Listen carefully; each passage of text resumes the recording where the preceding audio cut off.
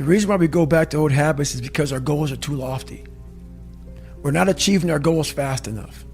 So what happens is, you know what? Oh man, we're very impatient nowadays. For me, it was good. I didn't have a phone. I was out of this world by myself. It was a race against David Goggins. It wasn't a race against, God, I want to look good for this person or that person. It was me. I got to change myself. So for me, if I lost 5 pounds in a week, I got a feeling. I allowed myself to feel proud of that. I didn't look at, I got to lose 106 pounds. I'm like, man, I went from 297, now I'm 292. In 1 week, man, I'm killing it. We're not proud of ourselves for the small accomplishments. What we need is we need this monstrosity of a thing to happen and say, I did it. Nah, there's a process that you have to go through, and patience is the process. And if we don't have patience, after a week, I haven't lost 30 pounds, man, I'm done. I'm over it. So that's what I found out with people, man. They're not patient enough to realize and to enjoy the moment, not live in it, just enjoy it. There's no finish line in life, but enjoy that moment. Roger that, man. I lost 5. Let me go 10 next week. So that's the whole thing about it. That's how people lose it. Our mind wants to protect us. The mind is like, honestly, it has a tactical advantage over us. It knows our deepest, darkest fears or insecurities. It knows where we start to feel, we start getting that doubt creeping that says, hey man, you know what, man, maybe this isn't good. Let's go back home to the wife. Let's go back home to the kids. This is not comfortable. So in that moment, the mind directs us. It's a protective mechanism. It saves us from doing bodily harm, or it really saves us from discovering that the mind's like, I want to be in charge of you. I don't want you to be in charge of me. So it tells you, let's just stop right here. But once you start breaking through that barrier and start breaking down that governor that you've put in your mind, because we forget we are in control of our mind. We believe it's the other way around. No, we put in our minds what we should do, but we believe our mind is telling us, it's giving us all this feedback. We have to reprogram it and tell us, no, we're good. We're good, we got it. This sucks, but it's okay. A lot of us don't know of a whole nother world that exists. It's on the other side of suffering. Once you break these barriers that you have made for yourself, like the mind is the most powerful thing in the world. It is so amazing that I used to be a 300-pound guy and I thought that was it. Could barely read, could do anything. And now that what was inside that person was this guy that's in front of you today. That's how scary the mind is. And that's what I started realizing through this journey, is that once I got a taste of, wow, man, I haven't even begun to crack what the mind is capable of. And what I started realizing is on the other end of suffering, that's the real growth of life, because you realize how the mind processes shit. And I talk about another thing called theory and practice. A lot of people are theorists. These smart guys that read these fucking books and shit, man, and they sit down, they tell you what the mind is supposed to do. And a lot of us listen to that shit. It becomes like, this is it, man. This old man who has been studying the mind forever, this is the cap that we have. By being a practitioner, I went out and realized a lot of these guys are so wrong, man. The mind has capabilities that are so unknown, and I found that through suffering. And there's a whole nother world on the other end of that. I was so afraid of myself that I had to figure out, I became a master of my mind. People, when you're afraid of something, you have to master it. That's how you start to overcome it. So what I realized, when I get to that point where I want to quit, everybody, they get to the point where they want to quit. This is what happens. The mind tells you, let's go home. Let's take a warm shower. Let's get some food. This is not right. This is that.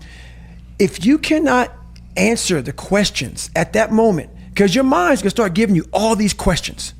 And if you can't answer them, you're going to quit. What I realized when I was going through BUD/S, Ranger School, all this 100-mile race, 200-mile races, pull-up records, my mind would come creeping in. Like when I was doing 4,030 pull-ups at 2,000 pull-ups and my hands were ripped open, my mind said, look, brother, we've done all these other things.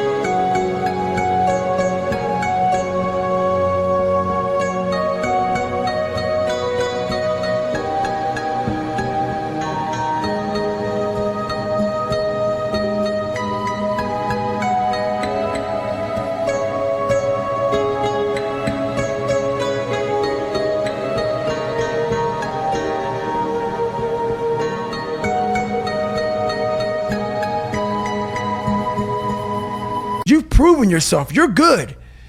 If I didn't have the answer to respond to my mind and say why I'm here, why I'm doing this, you will always lose that fight. You have to have the response to what your mind is going to tell you. And another thing about that is self-talk. A lot of people have like these big four on mental toughness. All that shit is crap about self-talk, visualization. It's true. But the thing about self-talk and all these things, they ask me, what do you think about when you're on mile 100 of a 205-mile run? What are you thinking about when you realize you've run for 24 hours and you have 24 more hours to run and you have another 105 miles? What goes through your mind? What do you say to yourself? I want to know. A lot of people think self-talk works. It does, but it doesn't work without the suffering before your mind starts saying we need self-talk. So what I tell myself is I go back to the months and years of preparation to get to that day. And I'm telling myself, the 3:30 in the morning, and I'm looking at my shoes and I want to go out there and run 30 miles. I have to, in that second, in that moment of this self-talk, my mind saying, you got to find more, you got to find more. I once again calm down, go back into my mind, in my cookie jar, I call it, and I have to reflect back on the shit I did to get here. And that becomes my self-talk. Self-talk does not work unless it is real. Most of us lie to ourselves in the self-talk. It doesn't work. It has to be real. It has to be something that you've done to make it really work. If you walk into any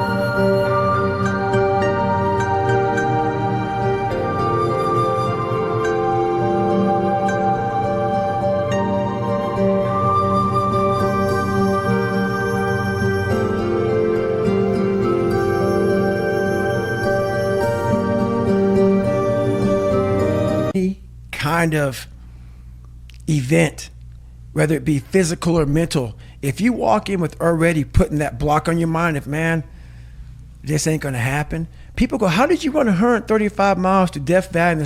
How did you run 100 miles with no training? Because I went into it not thinking, I can't do this, man. I went into it with a strategy. I had an open-mindedness. So until your mind is open to the possibilities that I can do this, you would never be able to do it. Once the mind starts to believe it can be achieved, it then, only then, does it start to break down tactically how we can do this. Until then, you're gonna always lose. What do you want in your life? We have so much influence coming at us that we are so lost. We don't know what we want to do because we don't spend enough time with ourselves.